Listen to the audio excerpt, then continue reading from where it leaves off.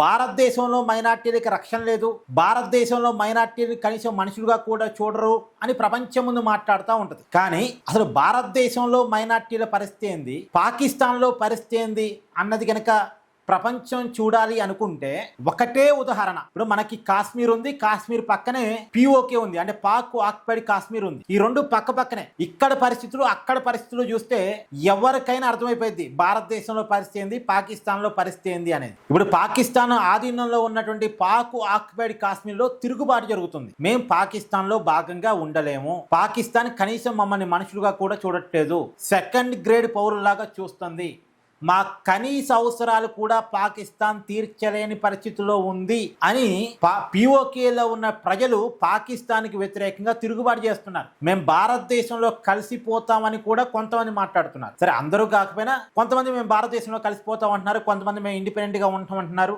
మొత్తానికి మేము పాకిస్తాన్లో మాత్రం భాగంగా ఉండలేం అనేది పిఓకే ప్రజల యొక్క తిరుగుబాటు లక్ష్యం. అక్కడ జాయింట్ అవామీ యాక్షన్ కమిటీ ఆధ్వర్యంలో గత కొన్ని సంవత్సరాలుగా అక్కడ ప్రజల అవసరాల మీద ఉద్యమం నడుస్తూ ఉంది. అక్కడ జాయింట్ అవామీ యాక్షన్ కమిటీకి ప్రజా మద్దతు చూసినటువంటి పాకిస్తాన్ ఆ కమిటీని నిషేధించింది. అయినప్పటికీ పాకిస్తాన్ నిషేధించినప్పటికీ జాయింట్ అవామీ యాక్షన్ కమిటీకి పిఓకే ప్రజల మద్దతు ఉంది.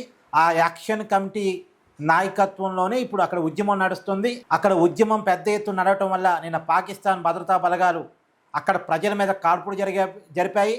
మొత్తం ఇప్పటి వరకు అందుతున్న సమాచారం మేరకు 11 మంది పిఓకే పౌరులు పాకిస్తాన్ భద్రతా బలగాల చేతుల్లో చనిపోయారు, 76 మంది గాయపడ్డారు. అంటే ప్రజలు చనిపోయేంత, అవతల వాళ్ళు కాల్పులు జరిపేంత, అంటే ఎంత పెద్ద ఉద్యమం మీరే అర్థం చేసుకోండి. అంటే 11 మంది చనిపోయారట ఇప్పటి వరకు, 76 మంది గాయపడ్డారట. ఇది అఫీషియల్గా ఉన్న సమాచారం.